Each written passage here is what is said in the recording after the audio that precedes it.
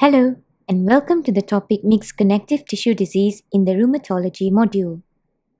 By the end of this topic, you should be able to define mixed connective tissue disease, explain the pathophysiology of the disease, outline the causes and classification, describe the clinical manifestation, outline the investigations to diagnose, to assess the severity and to monitor the response to therapy, discuss the principles of management, explain the complications and outline the prognosis of mixed connective tissue disease. Let's get started.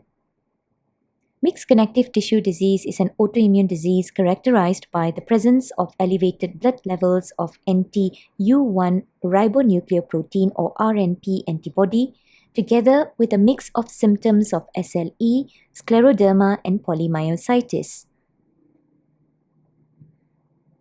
The presence of anti-U1 RNP antibody and anti-U170KD autoantibody is the hallmark of mixed connective tissue disease.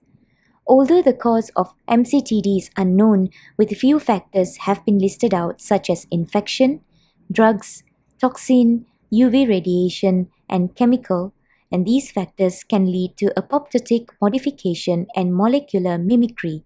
They are the two mechanisms by which these intracellular molecules become autoantigen. During apoptosis, proteins undergo post-translational modification due to the upregulation of different enzyme systems. These modified proteins then become concentrated in the surface blebs of apoptotic cells and become available to the immune system. Causes of MCTD are unknown, however, few environmental factors such as infections, drugs, toxins, UV radiation, vinyl chloride, and silica have been associated with the development of MCTD. Lastly, genetic predisposition is believed to be one of the causes as well, especially involving first-degree family. MCTD can be classified based on the combination of serological and clinical criteria. Here are examples of 3 different classifications.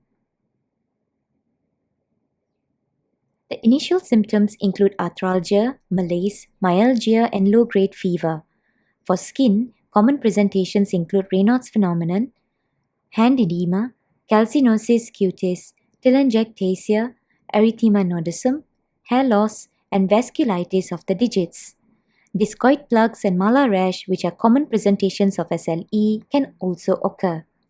They can also present with severe joint pain for muscle, myalgia, and myositis can occur as well, with severe pain with no likely or discernible cause. For pulmonary involvement, dyspnea, cough, pleuritic chest pain, wheeze, and hemoptysis due to pleural effusion, pulmonary arterial hypertension, interstitial lung disease, pulmonary vasculitis, thromboembolic disease, and alveolar hemorrhage are among the diseases that can happen. For cardiac involvement, patients can present with pericarditis-like symptoms. Trigeminal neuralgia is the most common central nervous system involvement. Psychosis, peripheral neuropathy, headache can also occur. Pancreatitis, hepatitis, or duodenal bleeding can occur in patients with gastrointestinal involvement, usually presenting with abdominal pain. For signs, patients can present with Raynaud's phenomenon, and this requires urgent attention as it may result in digital vascular infarct and ulceration. Pericarditis may be occult, which can progress rapidly into cardiac tamponade. As mentioned before, trigeminal neuralgia is also one of the many signs. Secondary Sjogren's syndrome can occur as well with both ocular symptoms and oral dryness.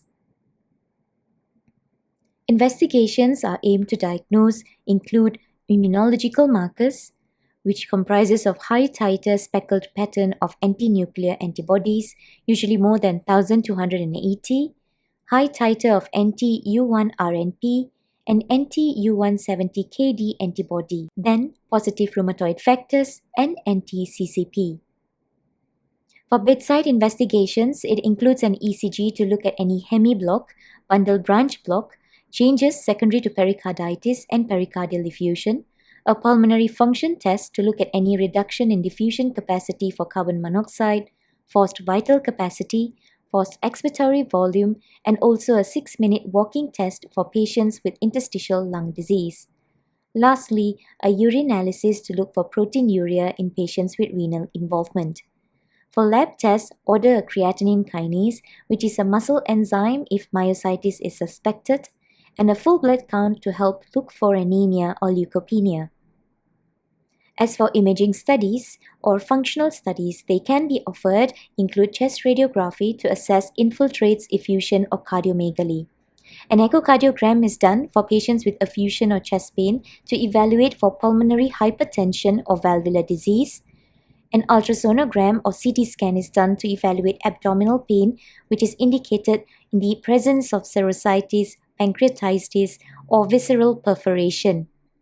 In relation to vasculitis, an MRI is used to assess neuropsychiatric signs and symptoms.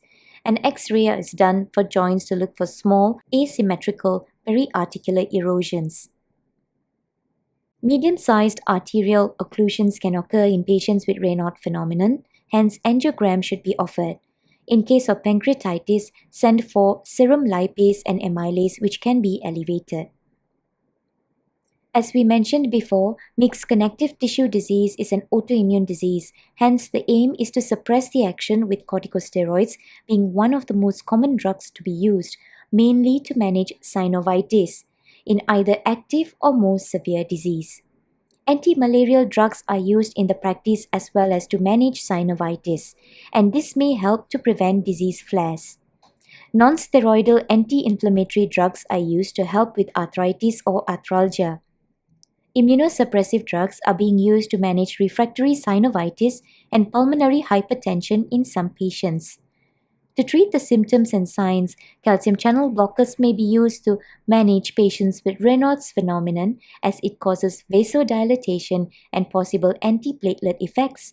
Examples include nifedipine being commonly used.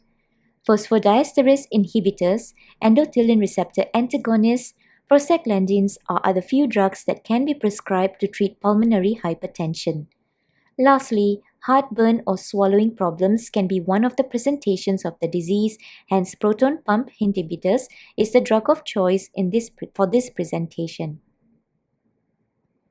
Physical and psychotherapy are equally important as the other treatments. In terms of education, patient education regarding joint protection and education of skin and management should be offered.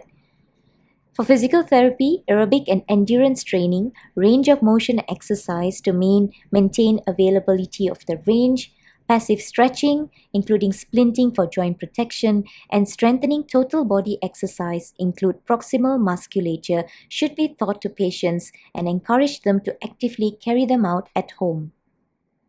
There are several complications of the disease, which are thrombotic thrombocytopenic purpura, renal crisis, malignant hypertension, respiratory failure secondary to pulmonary hypertension, and cardiovascular complications, for instance, dilated cardiomyopathy, cardiac tamponade, coronary sclerosis with ischemic cardiomyopathy, and arrhythmias.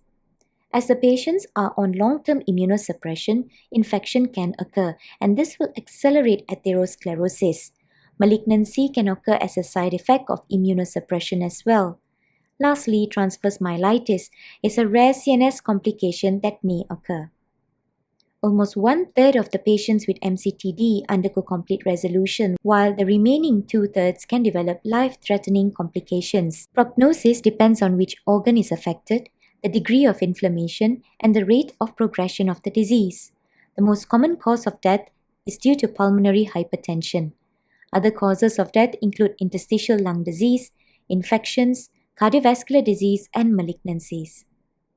In summary, MCTD is a rare autoimmune disease diagnosed when a specific antibody known as anti-U1 ribonucleoprotein is present, and there are features of at least 2 connective tissue diseases, including systemic lupus erythematosus, systemic sclerosis, and polymyositis. The etiology of mixed connective tissue disease is unclear, however, certain environmental factors and genetic predisposition has been linked. The initial clinical manifestations usually are general malaise, arthralgia, myalgias, and fever. The specific signs to suspect this disease is the presence of positive anti-nuclear antibodies, specifically anti-RNP, associated with Raynaud's phenomenon. Lastly, non-steroidal anti-inflammatory drugs, Steroids and immunosuppressive agents are mainstays of treatment. We have come to the end of this topic. Thank you.